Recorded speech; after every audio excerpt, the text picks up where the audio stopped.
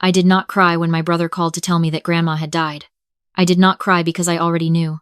I had been there, holding her hand, 3 hours before my brother even answered his phone. That was the difference between us, and it always had been.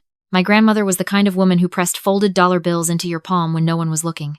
Not because she was rich, she was not, but because she paid attention to who needed what and when. She noticed things. She noticed, for example, that my brother had never once visited her in the last 2 years of her life unless he needed money. She noticed that my father stopped coming to Sunday dinners the moment she stopped offering to pay for them. She noticed all of it, and she said nothing, because she was that kind of woman. Patient, deliberate, quiet in the way that rivers are quiet still on the surface, moving fast underneath. I learned everything I know from her. My name is Claire. I am 31 years old, and I am a forensic accountant. I spend my days finding the numbers that people try to hide, the transfers made at 2 a.m., the signatures that don't quite match, the dates that are off by one critical day.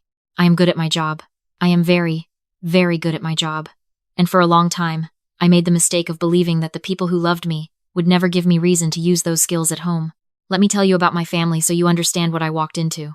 My father is charming in the way that empty rooms echo. There is a lot of sound, but nothing behind it. He has 3 ex-wives and 4 children across 2 states, and he chose, out of all of us, to stay close to my brother. Not because my brother was the most successful, not because my brother was the most responsible, but because my brother was the most useful. My brother had a truck, an extra bedroom, and a willingness to let my father move in whenever one of his relationships fell apart. They were convenient for each other. I was not convenient. I asked questions. I remembered things. I kept receipts, sometimes literally. My grandmother never treated us differently, at least not in any way you could point to directly.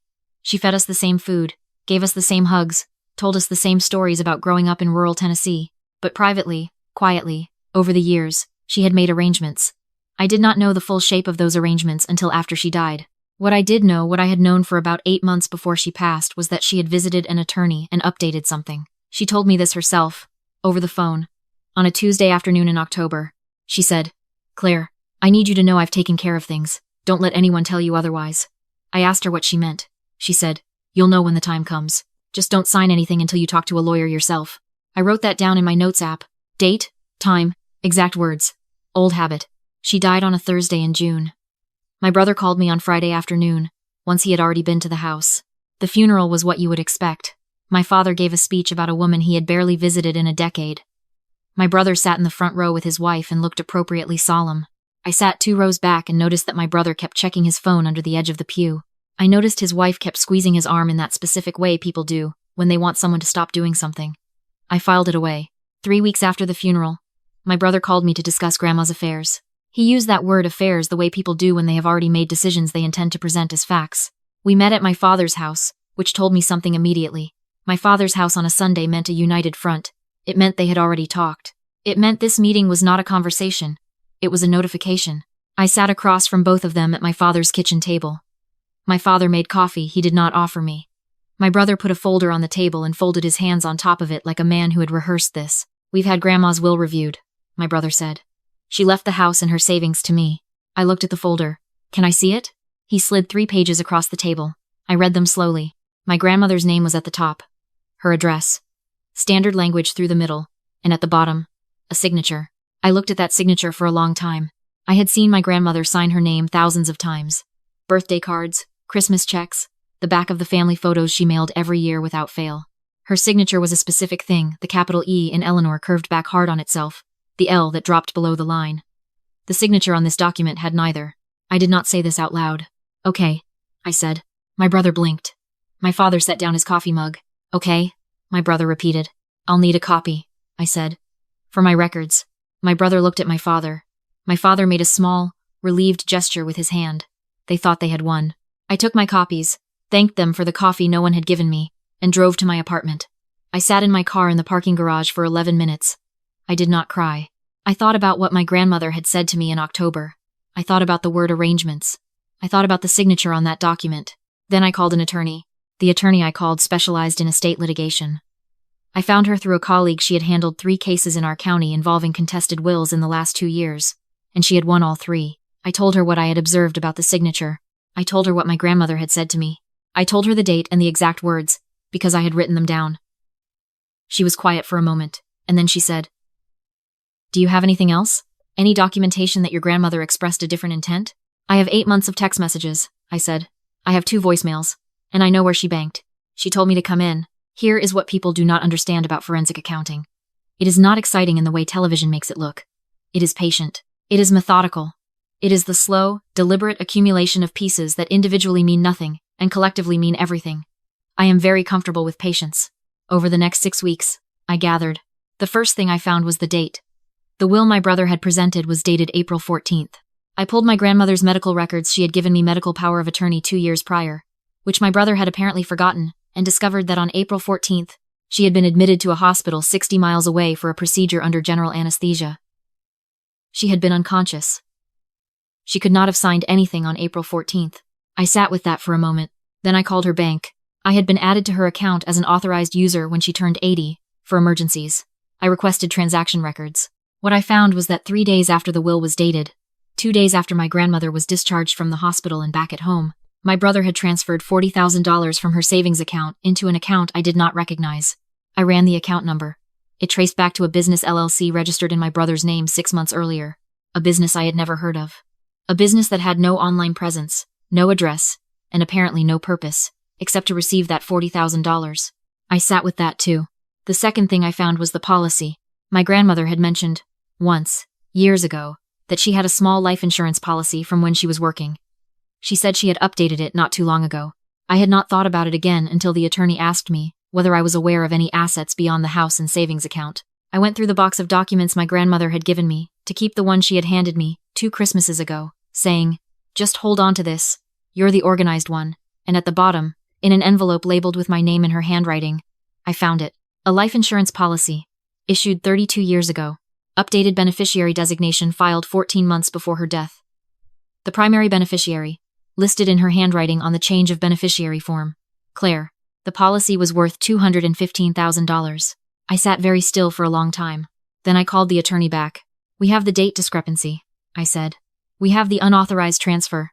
And we have a life insurance policy she updated and put in my name 14 months ago."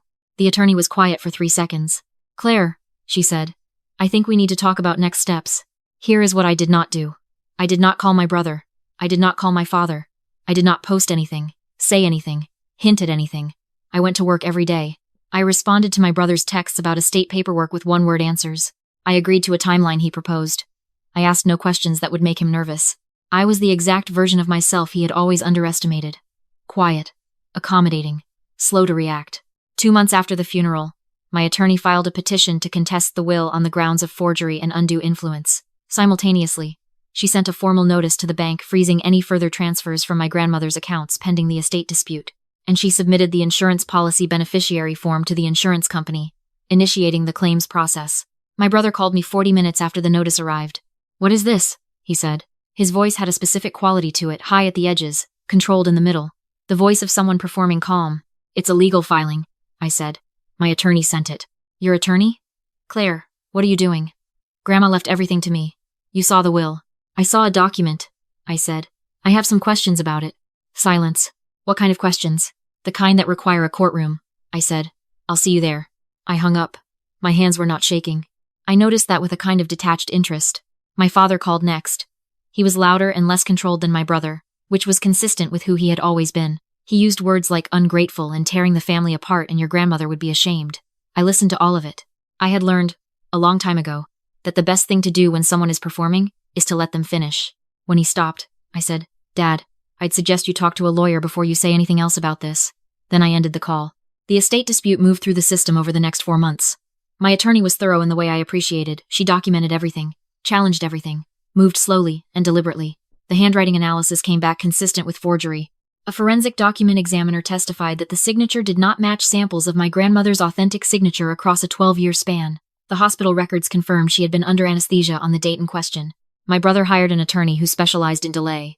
Motion after motion, request after request. He contested the medical records. He contested the handwriting analysis. He submitted a declaration from a neighbor, a woman my grandmother had been feuding with for 6 years over a property line, stating that my grandmother had spoken positively about wanting to leave things to her grandson. I was not surprised by any of it. What I was focused on, quietly, was the $40,000 transfer. My attorney had flagged it as part of the estate dispute, unauthorized transfer of estate assets, potentially subject to recovery.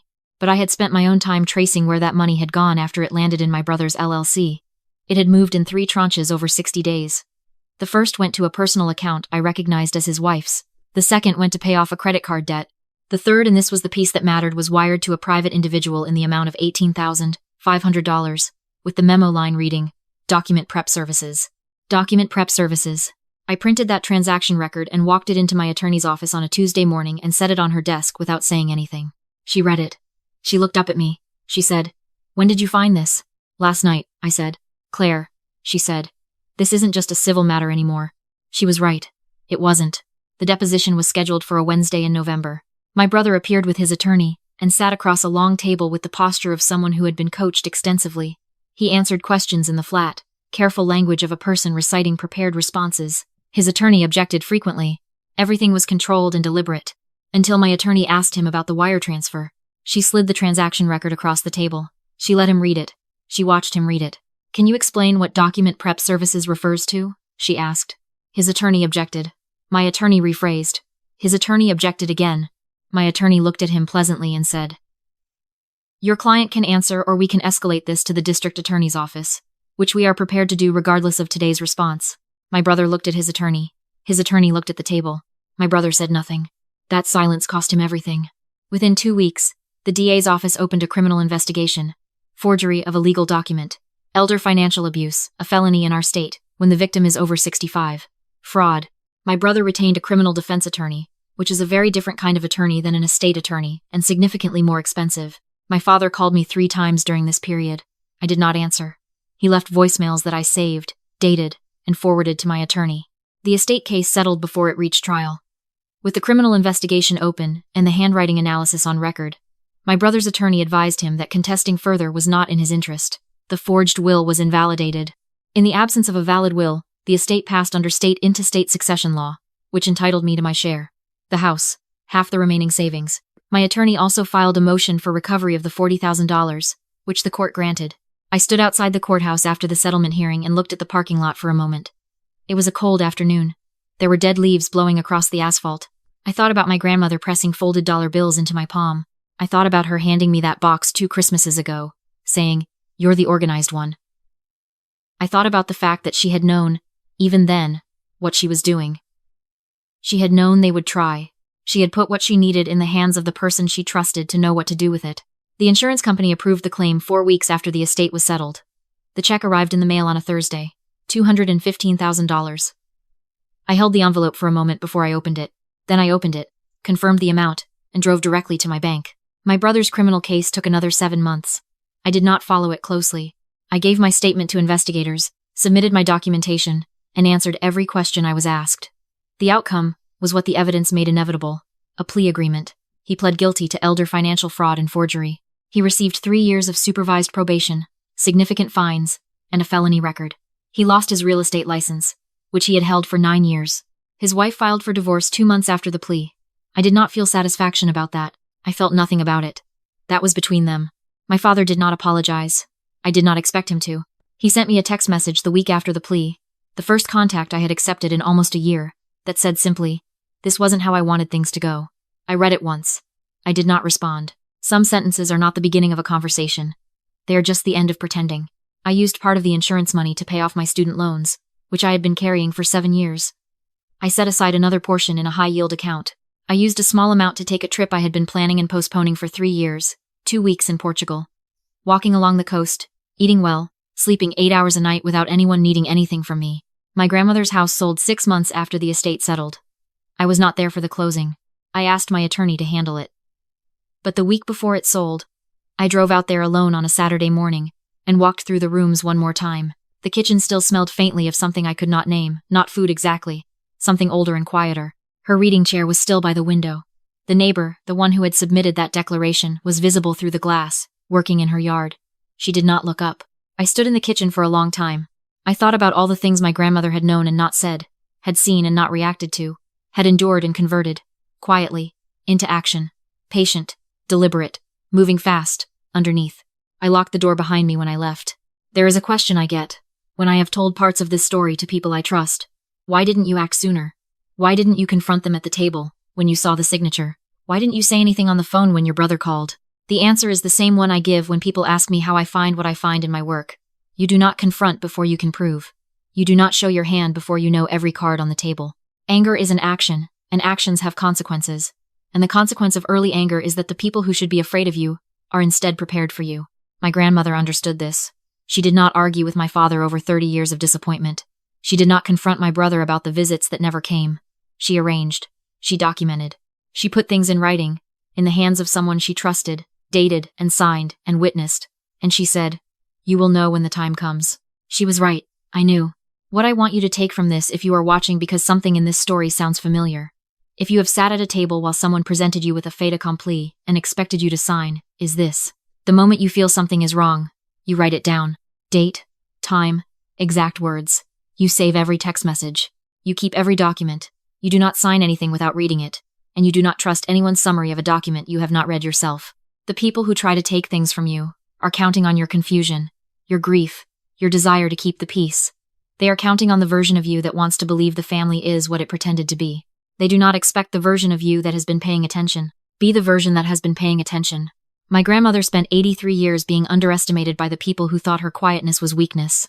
She died knowing exactly what she had built and exactly who she had left it to. I think about her every time I sit across a table from someone who thinks this is already over. It is never already over. Not when the right person is paying attention.